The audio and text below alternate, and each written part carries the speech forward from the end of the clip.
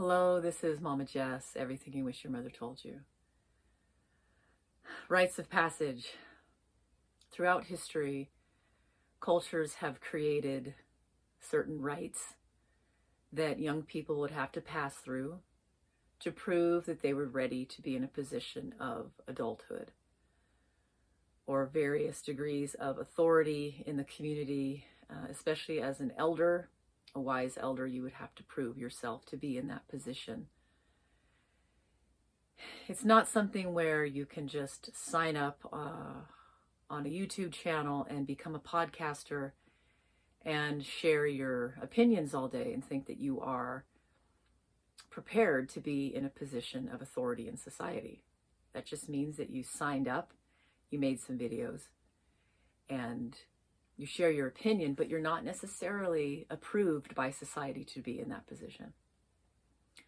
So rites of passage are something that our country does not have. The only rites of passage I ever went through was probably the Hollywood G to PG to R. But our country does not train the young people with an established social agreement of rites of passage. And we're seeing the degeneration of our culture because of it. So rites of passage number 1. I have been actively trying to grow up for years, gaining skills. And in my gaining of skills, I have found that I have become very sought after by parents. They want me to teach their children and everything and anything I know. Usually the first things they want me to teach are a little more simple for the younger ones, like tying knots. The other would be hand sewing or sewing on a machine. So I'm delighted that people look to me, they want me to teach their kids. And I'm delighted that there's an interest. I think we all know that many parents don't want their children to grow up to be video gamer heads and not know how to do anything. So we see the value of bringing back these classic skill sets, these traditional skill sets, and not becoming fearful, useless pawns to the consumer culture. So it's a wonderful pursuit. But this is what I've discovered with the parents and the children pursuing skills. It would almost seem to me that the parents have an addiction to hoarding skills and extracurricular activities and recreation for their kids. That there's such a child-centric focus that we have to make sure these kids learn everything and they have to do it really fast. We have to just get the skills. But the parents are failing to acknowledge that there has to be the preliminary skill sets, which I would call like the beginning rites of passage, to move into even gaining these skills. And I can see why, because most of the parents' lives were in chaos and disordered, and their house was not clean. The house was like a massive toy box, and there were toys everywhere, and they didn't require that their children put things away or that they put things away. Their cars are a reflection of the same kind of hoarding, chaos, and mess, and nothing's ever cleaned out or vacuumed, or the garages turn into storage units of just chaos. You can never find anything. And so this failure of parents to keep their lives in order and organized and put things away and know where you found them is now, of course, being reflected in the child's life. So in my experiences, whenever I was asked to help, the first thing I'd go, yes, I would love to. Now, this was before I knew what was really going on in these homes. So I would show up with like little boxes where they could, we're going to start with hand sewing. You have needles and pins and little scissors, and we're just, thread. We're going to start there. But what I found is that the children, first off, the environment was so crazy. The table is cluttered and there's stuff all over the floor, and their rooms are a rat's nest of chaos, and you can't find anything. if you want to go look for a piece of construction paper or something, it's like, good luck. Nobody knows where anything is around here. So the parents go off for, minutes and hours and days trying to find things, or they say, well, we're going to have to buy that. We don't have any, which is reasonable. But this failure to organize makes it so the kids can't focus. And then I sure was having a hard time looking at all the chaos everywhere, because so I couldn't focus. And then by the time I came to the next class meeting, the kids had lost the majority of the pins, or, and I would tell them, like, this is very important. You need to put this in a safe place. Don't take these out and play with them, and don't let anyone else touch them. This is right now, I'm teaching you, so you need to keep this box or this bin or this little bag specifically in one area, and only bring it out when I'm teaching you, because these are sharp little things and the scissors can cut, and there's an element of danger here, right? So I needed them to listen to what I was saying and do what I was saying. But by the time I come back, most of the pins were gone, the needles were lost, they don't know where the scissors are, they used them for something else. Or they brought their box into their room trying to put it in place, and it enters into this cauldron of chaos. And it gets lost under all the other activities, and they're off to soccer, and they're off to the pool, and they're off to here and there and there, and then that little box is lost and it's gone.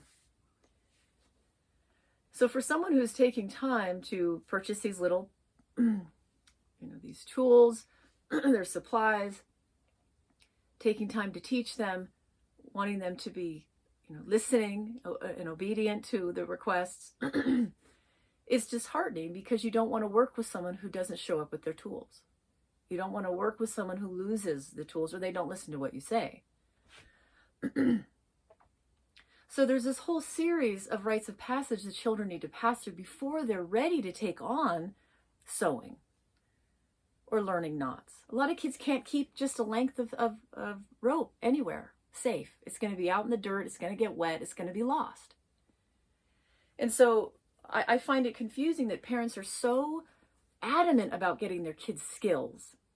We really want our kids to learn, whether it's sewing and building and knots and cooking and whatever it might be. All the wilderness survival stuff, building shelter, whatever. But I believe that they're rushing these kids out too quickly for these skill sets without them having any of the foundational skills, which would be, number one, Mama Jess's rites of passage. You must put things back where you found them. Or you must put things away in a safe place so that you can retrieve them when you need them. So as far as I can tell, a lot of these young people, and they're older now, some of these kids, they're in their teen years, they're still not ready they can't pass the most basic rites of passage. And I see because their parents have not encouraged them to do that part. They want their kids to do swimming and basketball and baseball and learn all these other, wildlife skills or 4-H skills. But they don't require the kids keep their room clean. They don't require that the kids put things back where they found them. And this is unacceptable. So parents' failure to prepare the children to put things away, to keep things in order, and to listen to instruction, those are the first fundamental things that a child needs before they are ready to move into the second place of growing into this mature adulthood. They haven't passed the first rites of passage, so they're not ready to be given all these supplies. These kids just think supplies come out of nowhere, and who's paying for them, and it doesn't matter, and I'll just throw them on the ground and throw them away and break them, it doesn't matter. So I've not been able to work with kids these last so many years because I can't tolerate how irresponsible they are to not only not put things away, but they don't take care of the things they're given. So if you can't do these couple things in this beginning rites of passage, you're not ready to take on these other skills. You need to start in the beginning if you're wanting to grow into a true adulthood.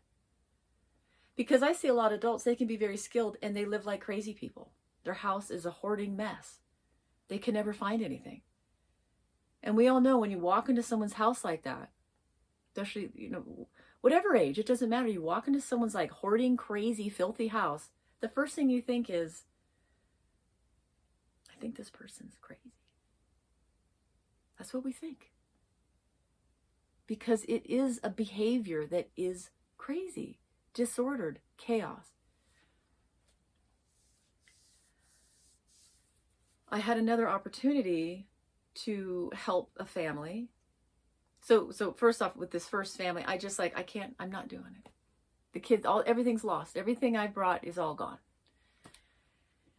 And now there are needles lost somewhere in the couch or the carpet or who knows where, and they're going to be found in a very painful way. So I saw that the parents weren't helping me facilitate. They weren't helping train the children in this character, which is part of that rites of passage. Those preliminary skill sets. Another family, the house, I've never seen a house that was more chaotic.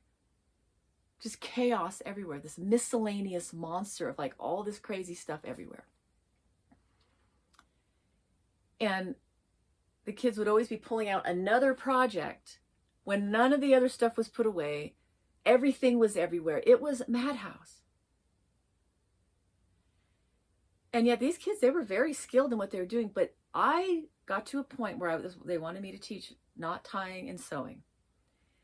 That in my heart, it's like, no way. These kids, I cannot.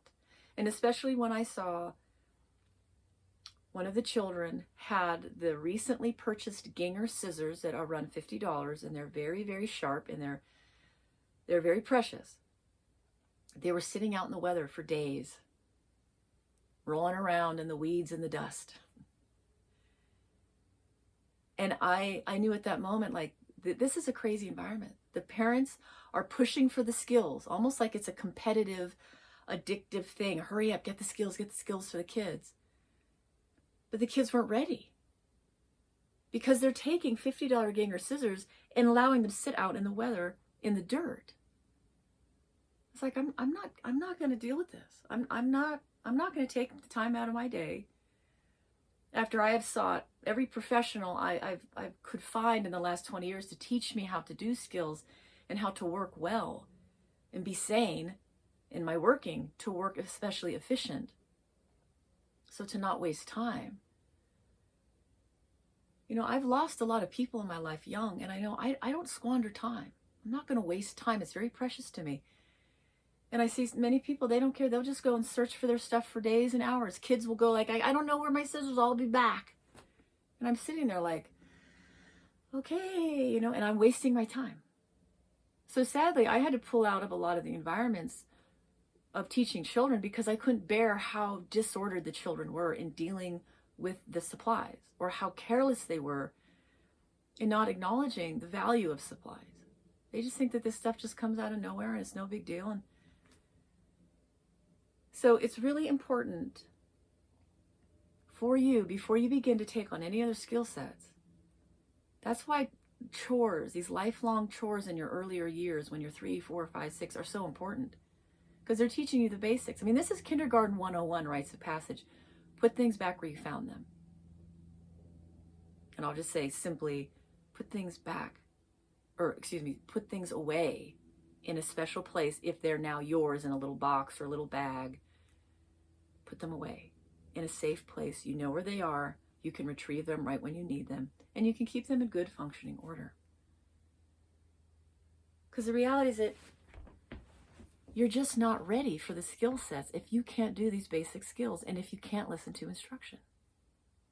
And I know that is probably very offensive to not only the young people, but to the adults. And why? Because we're a country of the participation award.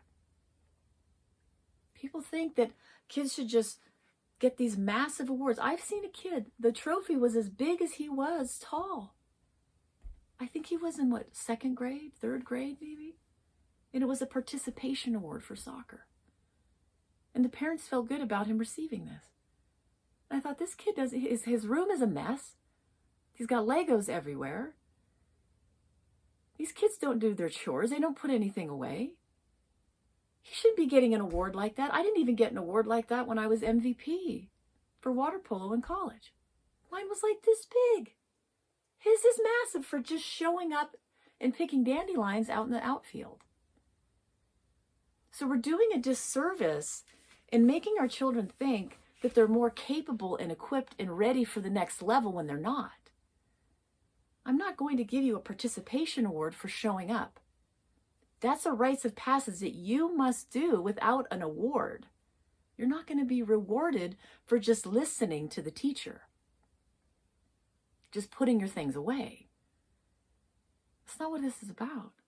You need to grow up. You need to start with the basics and know that the reward is in itself that you get to become an adult. You're not going to get something. And real adults know that you get less and less as you get older. But you do have self-respect. And you have competence. You have a skill set now. You're able to respond and meet the needs in society. People will call upon you, and that is an incredible honor. But now we have got kids, they hoard skills, and they don't know how to do the most basic thing. And then they become adults. But we look to skills like that's all, whatever these special skill sets are, especially if you're an athlete or whatever. But the rest of your life is a wreck. So as far as my assessment, that's just being an overgrown child, and you picked the things that you enjoyed and you threw everything else out. And so you're not an adult. So rites of passage number 1. You need to get clean and organized, faithfully tending to those chores every day, putting things back where you found them. If it's in your home or in school, wherever, you always put things back where you found them. You're not just rushing through and leave the scissors and leave the pencils there and the paper, and you don't put anything back, and you make a big mess and you leave and you think someone else will clean it up. It's totally unacceptable. And you're not worthy to be properly trained by a real skilled person yet. You're not worthy of their time, their energy, or their skill set. You need to prove that you are ready to take on that next level. And within that, rites of passage, there's also, you need to listen. If someone says, put this away, you listen and you do it. So those are always put together. I'm telling you now, probably the pre-rites of passage, you need to listen to what I'm saying. So what I'm saying now is you need to put things away. And take good care of the things that whether your parents bought you or a teacher purchased or the public school, you take good care of the things that you're given. All right. Thank you for your time, and I'll talk to you soon. Bye-bye.